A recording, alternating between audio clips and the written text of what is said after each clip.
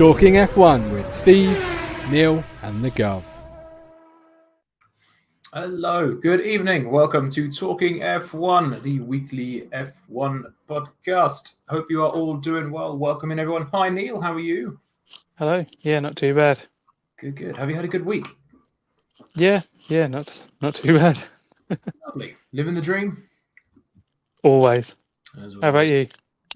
Yeah, same. Good. Decent week. Still here. Still living the dream. Absolutely. But there we go. It's exciting times, of course. So we soon will be living the dream because F1 testing finally gets underway tomorrow. It's been a very, very long winter. I don't know how you feel about it, but it certainly has been for me. Lots of excitement and anticipation. And it's almost finally over. We'll see cars on track in anger tomorrow. Certainly will. Can't wait for it. Like you say, it has felt like a little bit of a long winter, but yeah, not long now. Has been a very, very long winter. We've got all the livery launches out of the way. Alpines were the last one. Disappointed with theirs. They're doing the two livery thing again. Pink for a few races and then back to blue, which I did last year as well. I actually prefer the pink. It's all because of the water, isn't it? That's got the pink livery. Or BWT, yeah. Yeah, it's not my favourite thing in the world, but no, I prefer the pink to the blue. I think the blue just feels a bit slapdash, but there we go. I think that's probably enough talk of liveries now because that's all we've been talking about for the past couple of weeks. Because at that time of the F1 season, that is pretty much all there is to talk about. Mike Baker, evening, welcome in. Pre-season testing tomorrow. Whoop, whoop. Indeed, Mercedes have come out and said they're playing catch-up. Do you think they are sandbagging? Reading between the lines, heard Lewis and George say speed isn't a real issue. Do you think they're sandbagging, Neil? I don't know, really. We haven't really seen them to know if they're sandbagging or not, but I heard somewhere else they initially they seemed like they were well in there, but they had a really good package, and now suddenly I hear that we're not that good after all, and we'll be behind. And I don't know why these teams love to do that these days. Just I know. Put Does a downer anyone on actually believe it? No, because not really. Mercedes was saying this even in their most dominant of the dominant era. You know, they were saying, "Oh well, yeah, we think Ferrari are ahead of us. You know, we think we're on the back foot." And then they get to Bahrain for the first race, and they're 2 seconds a lap faster than everyone else, and they run into 1-2 after 1-2. So I would definitely take whatever they say with a pinch of salt. I'm really excited to see tomorrow. I mean, you never really read too much into preseason testing. You know, I remember preseason testings have passed where Williams were regularly topping timesheets, and then they'd obviously turn up and not be doing that. But I think McLaren is the key. McLaren did a little bit of that last season. Yeah, they looked quite competitive, and then everyone else just drove away as soon as the season started. We've got it. Oh, okay. Never mind. We'll try again next year. Don't worry. Well, Lando's fast at least. But at least one car's doing all right. But yeah, it's never read too much into the times. It's all about mileage, isn't it, really? Who can get the most mileage? Who's got the least problems? Mercedes, was it the start of last year or the year before? They did have a couple of issues. When Lewis ended up in the gravel. Testing out obviously new cars, new machinery. It's a nice evolution from last year as well. Obviously not as big of a jump as it was from 2021 to 2022. But yeah, it's going to be really intriguing. Who do you expect to either impress or to struggle, or both? Who will be impressively bad? Impressively bad. I can't be easily convinced until I see him about Hulkenberg coming back. I just not sure he's going to be on the pace. Okay. That's obviously it's been years since we've properly seen him with a solid seat position, not just stepping in on a random race. So yeah, I just okay. Yeah, I just have a feeling he won't be up to pace, but obviously it'd be good if I'm wrong. As for who will be good, other than the obvious, I think Fernando will have a good one. Yeah, I'm very excited to see what Fernando can do in the Aston.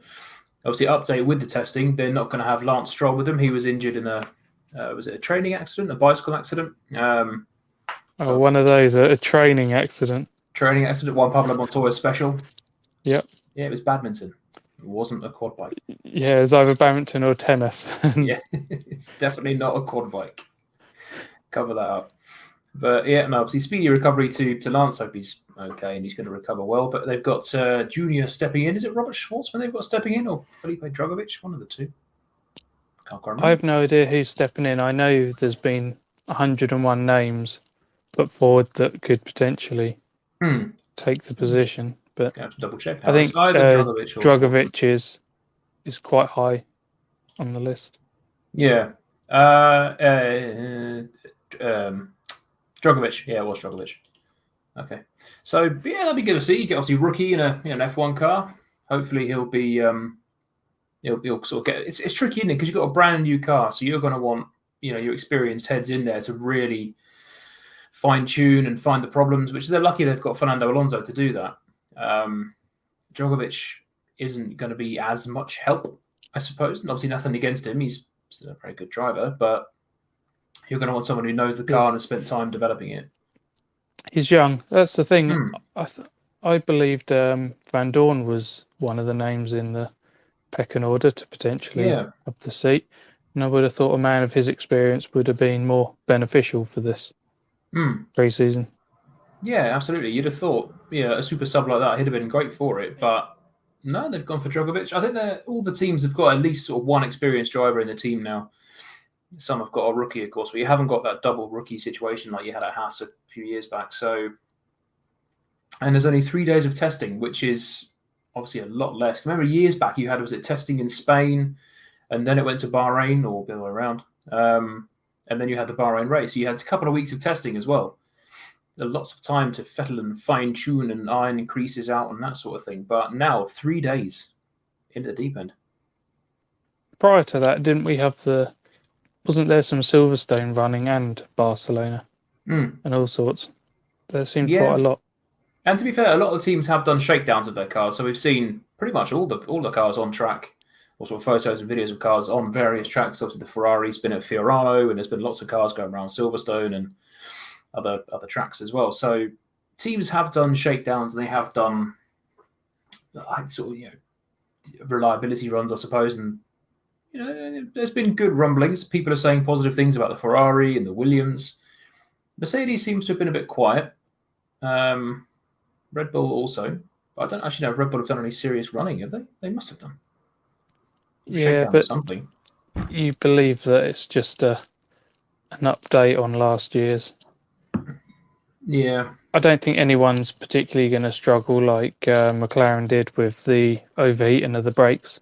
They had brake duct issues, and then porpoising occurred, and there was all sorts that hampered their season.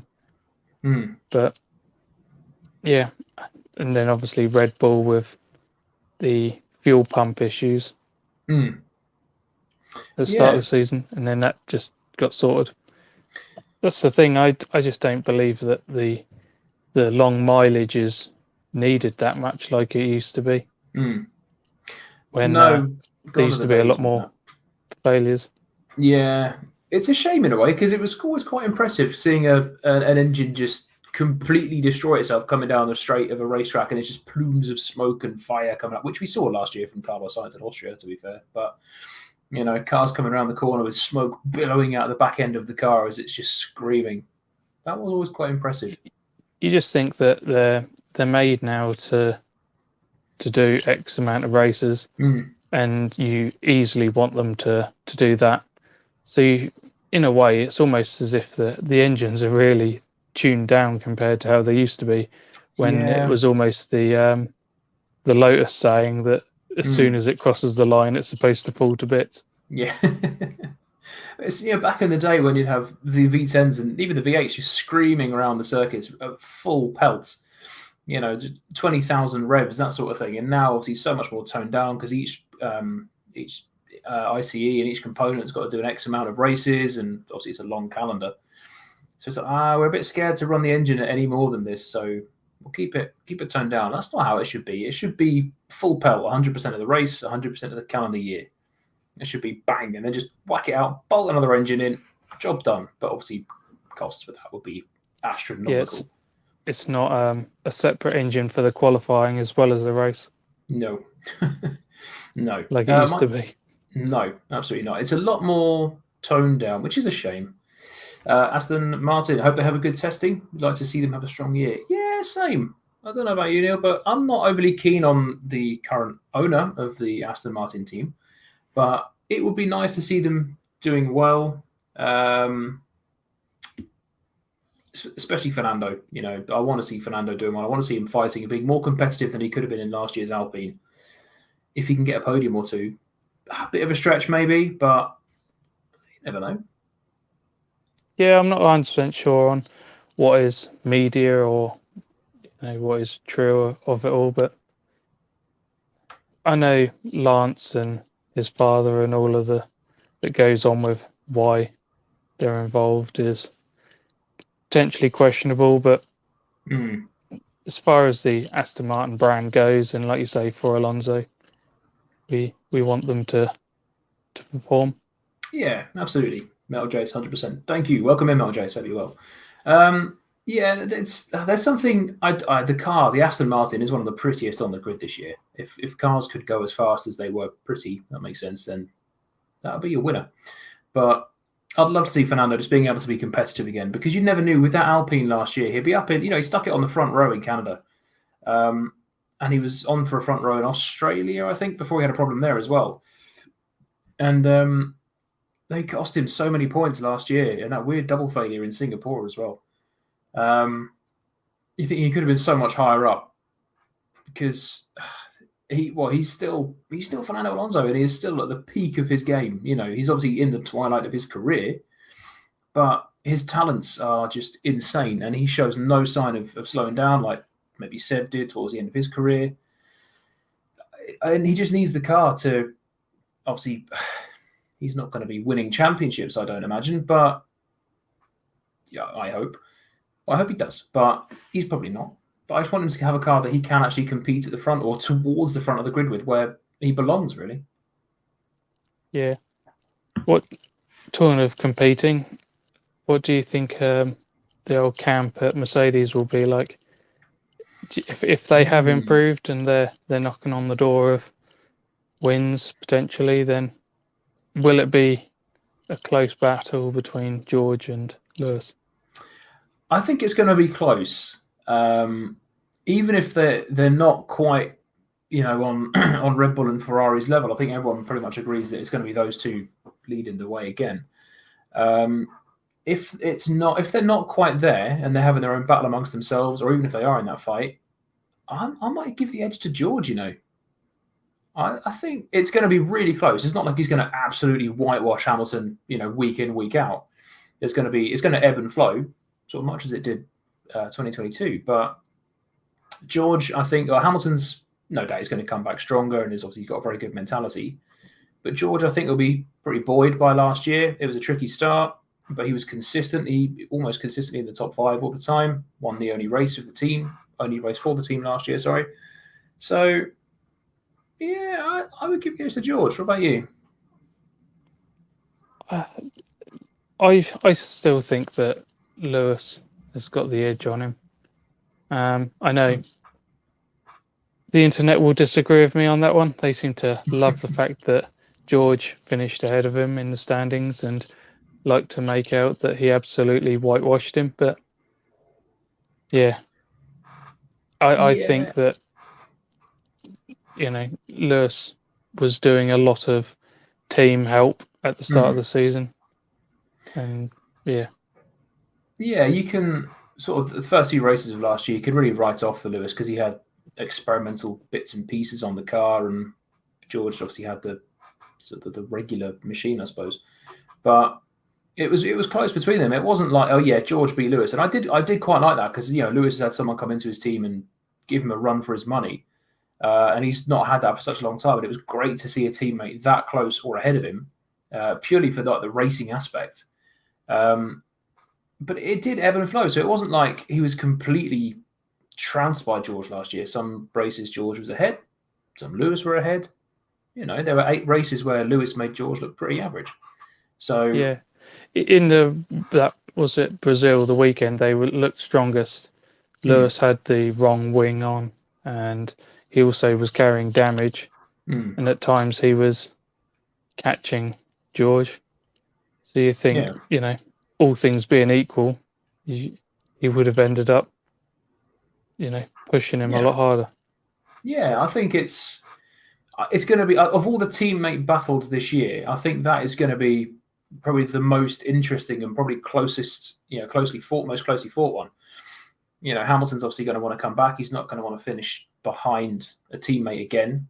And George is going to be buoyed by last year, and he's had a year to bed in, and this is his second winter at Mercedes now, so he'll be more confident and more maybe not more hungry as such, but certainly he'll have that will have a hunger and desire going forward because he knows that he can compete and beat Lewis. It's going to be the first one. Yeah. Another battle, you've obviously got the Ferrari duo and will Sainz be able to continue his form that he had at the end of last season? Yeah, that was intriguing because the early part it was Leclerc, wasn't it? And everyone was questioning Sainz. A few races in, it had a few issues and crashes and whatnot. And it switched towards the end. It's almost like Leclerc just ran out of. I don't know. But it's like he just sort of ran out of steam, and he ran out of motivation because he couldn't get the championship. They'd been well and truly beaten by Red Bull, and Sainz really turned it up, and he was doing really well towards the end. But I still give the edge to Leclerc. I think Leclerc is the better driver out of the two.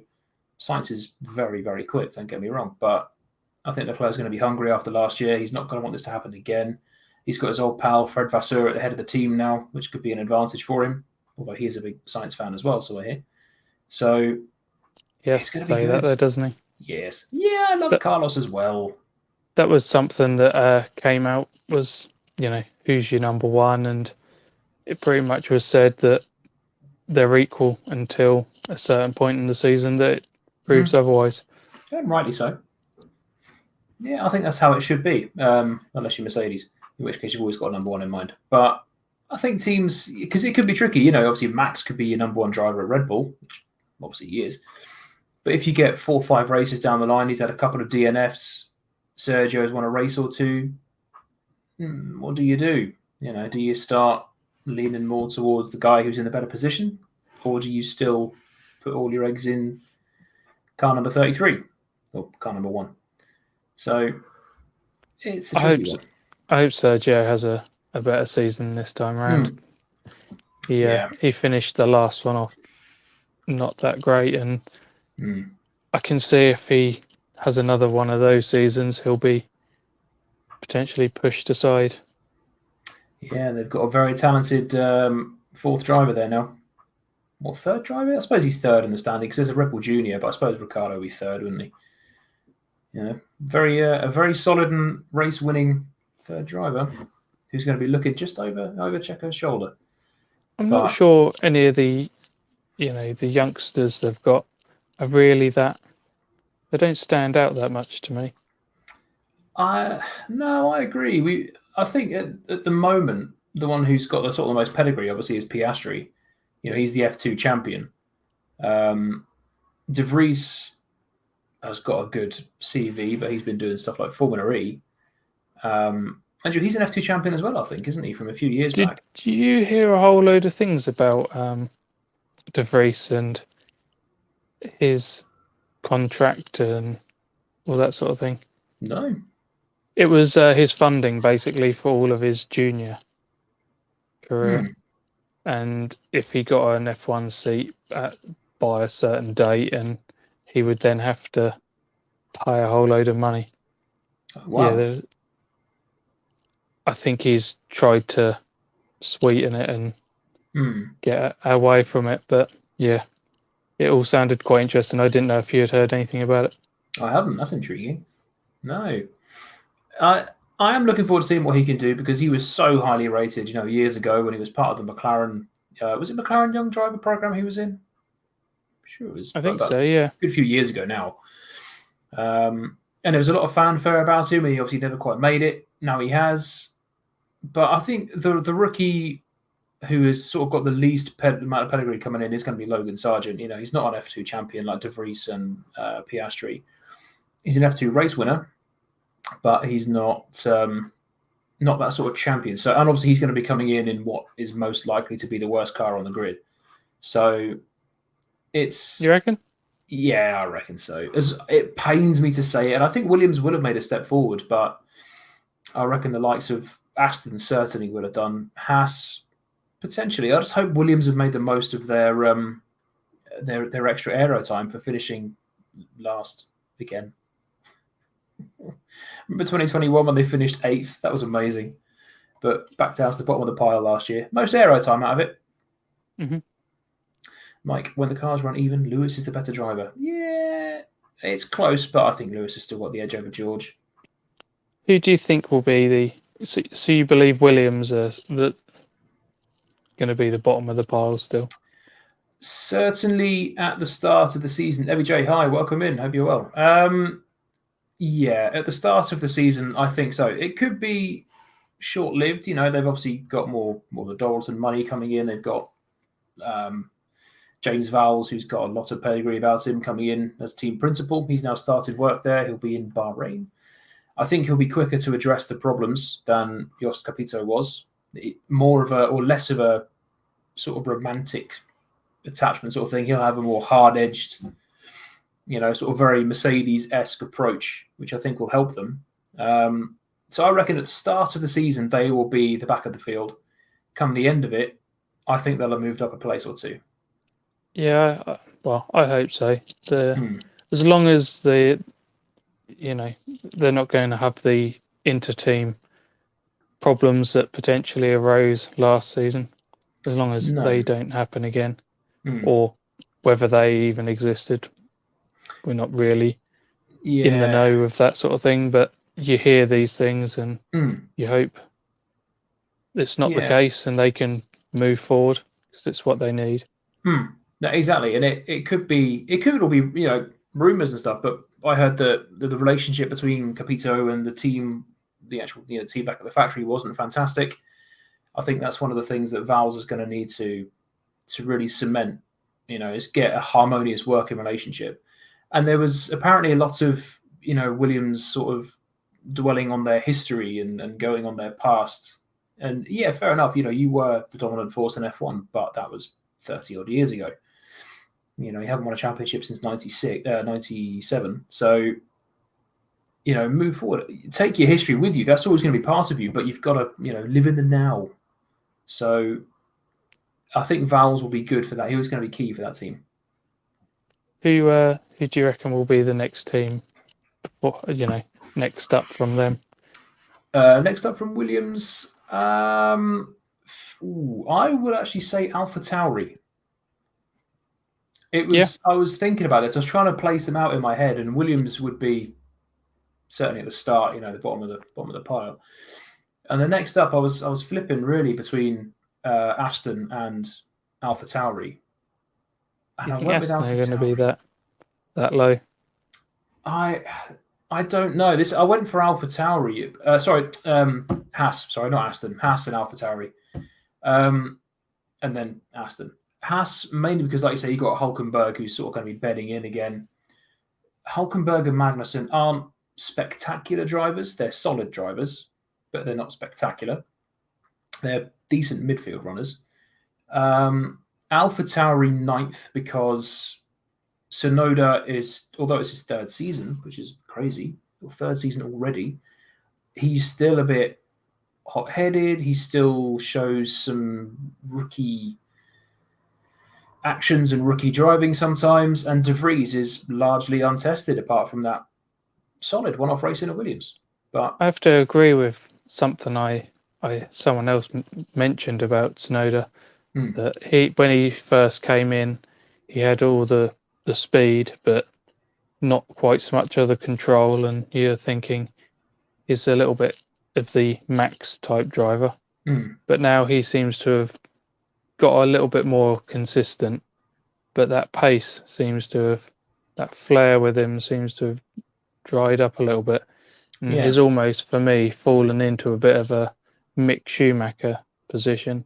If he doesn't find that ultimate edge, he could find himself Yeah, I agree. That's a good point. Yeah, 'cause sliding away. yeah, like I said, when Max came in all those years ago now, insanely fast, but very erratic and prone to mistakes.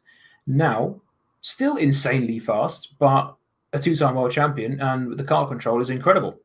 Tsunoda, very, very quick when he first came into F1 in 2021, but prone to silly mistakes, which understandable as a rookie. You know, we've seen them up and down the field from rookies. But you're 3 seasons in now, or certainly 2 full seasons in, and he's still making these little errors. But he's lost some of that urgency, some of that speed. It's like he's reined in a bit too much. A lack of confidence, maybe. He's going to be the de facto team leader at AlphaTauri now. Can he handle that? He's still a young guy, only in his 3rd season. And De Vries, as we say, is largely untested. Evie J, can you please shout me out? Hello, Evie J. Welcome in. I think De Vries will be the number 1 after a few races. Yeah, I reckon so. People were saying about Tsunoda's going to absolutely destroy him. I don't think so. I think De Vries will know how to handle that car well. So I think he'll be all right. Well, unless Tsunoda has an awesome pre-season, seems to find something within himself, and he can, just turn out to be the driver he should be. Yeah. But we'll find out. And Mason. Shout out to Mason as well. Hi. Mike Baker, your top 5 constructors: Red Bull, Mercedes, Ferrari, McLaren, Aston. I would swap Ferrari and Mercedes, but apart from that, I think that's pretty solid. I think that very much depends on how much you think all the teams have stepped on from last season. Because the way last season finished, Mercedes were ahead of Ferrari. But have Ferrari, it's how much of Ferrari and Mercedes each move forward. Well, Ferrari reckon they've got back this extra power from their engine that they had to compromise last year because of the reliability. So if they've got that power back, then because it was an insanely fast car at the start of the season, but it would just combust and it would just destroy itself every race. Thing is, if you hear all the teams have potentially made gains, that you've got all this stuff with engine freeze, and you're not allowed to get any more performance out of them. But every time they get this new fuel that they've got to work more efficiently in the engine, they call it reliability, but it ends up giving you gains in quite a lot of areas. Yeah, and all the teams seem to claim that they've made gains. So we'll see. Yeah, that's the thing, isn't it? Because if they've all made gains, it's going to be exactly the same order as it was last year, just a little bit quicker. But we'll certainly see. So I think the midfield will be closer this year. You've got the likes of Alfa Romeo, who reckon again they've made improvements. Alpine as well. I think Alpine might struggle a bit with that driver lineup. I'm not convinced that the overall grid has closed up sort of towards the front. I think the Red Bull, Mercedes, Ferrari will still be head and shoulders clear of the others like they were last season. But I think that next batch that you would consider the midfield, I think they'll be a lot closer, because last season it was very much you knew who was coming in what positions. I think that'll tighten up, and it'll be a little more of, depending on which car suits which race weekend. Yeah. Evie J, goodbye. Take care. Metal Jace, fun fact: did you know Sauber Audi have a nuclear bunker under their F1 factory? Since the 60s, every Swiss municipality has had to build nuclear bunkers for them. That's awesome. That is so cool. Did not know that. There we go. That's hopefully it never has to be used. But, oh wow. There we go. That is indeed a fact. I love obscure facts like that. It's brilliant. But Alpha Guan Yu Zhou, I'm really actually intrigued to see what Guan Yu Zhou does this year. Because I think he's had a year to bed in, and he was a decent rookie last year. He got Rookie of the Year, being the only rookie. I was going to say, I've heard a few times that he was the best rookie, but he was the only rookie. Apart from the one-off from De Vries, but you can't really count that. No. That's brilliant. You're the Rookie of the Year, but there's only me. Exactly. Well done. Oh, great. Cheers. Do you reckon Valtteri is still going to be top pace, or is he slowly edging away? No, I reckon Valtteri will be all right. Yeah. I think. Have you seen his new helmet design today, actually? It looks really cool. It's basically his own head. It's got his blonde hair and his mustache on the front. That's it. It looks really weird, but it's really cool. Max Verstappen looks nice, though. But yeah, I think Bottas, I think, will still have the edge over Zhou. There's going to be a lot of good teammate battles this year. Oh, I'm looking forward to it. Yeah, the McLaren one with them two. How they're going to, I think how he's going to get on in this team after all of the shenanigans over his contract or where he's going. And I will not be driving for Alpine. I think the intriguing ones this year, it's going to be how long does it take Gasly and Ocon to fall out for a start? But George Hamilton, George Russell, Lewis Hamilton, and we've just talked about Norris and Piastri. Those are the two I'm going to be keeping the closest eye on. Absolutely. Yeah, the whole Gasly and Ocon thing. I've heard that it even goes as deep as the families don't even like each other. I think because they were childhood friends, weren't they, when they were karting? But then there's been some kind of big fallout, which they've never really disclosed. But it's obviously followed them all the way into Formula One, and now they're on the same team. It's going to be like a Rosberg Hamilton style thing. Childhood friends. I reckon so. The thing is, how much Ocon doesn't like to yield, even when Alonso's your teammate, and how many times they had issues. Pretty much Ocon's had issues with his teammate where, throughout his whole F1 career. I just don't think he knows when to give over. No, that's it. He's blissfully unaware of his wing mirrors. If you're right up there trying to win the race, okay, fine. But when I suppose you each have your own, whatever your top of your team, level your team can get to. So I guess he's still trying to do that. But yeah, is it really worth winding up your teammate all the time because you just can't yield? No, not at all. It's going to be interesting, isn't it? And Mike, aero packages will have a big say, absolutely, because you've now obviously got this switch around with the team. So the team who finishes last gets the most aero time, Williams, and then the team who finishes top gets the least. And then Red Bull, they also get theirs reduced anyway because of the whole cost cap shenanigans. So aero and ground effect is going to be a big, big part of it again this year. If the teams like Mercedes can sort out the porpoising, that'll help. We get to see how much this air or wind tunnel time is really going to affect the teams. You can keep saying that they're not getting much time, but if the team's still up there, like Red Bull, they're still absolutely topping the charts. It makes no difference whatsoever. It's not helped at all, does it? Brilliant. But I think that brings us to the end of our little F1 chat for another week. So we shall be back next Wednesday, 7:15 again. It will be the final one before the season starts. So when we reconvene next week, we will have all of the obviously testing results, and that will all be completed, and we'll know who's on paper looking good, who's got work to do, how many rookies have binned it. Repair bills already setting in. So yeah, looking forward to catching up or to watching testing tomorrow and over the coming days as well, seeing all the new drivers in action, the new team lineups, everything. So we shall see you next week at 7:15 for a breakdown of that and a look ahead to next week. Thank you, Mike. Appreciate you too. I have been Steve. As always, he has been Neil, and we shall see you next week at 7:15. Cheerio. He's doing it again.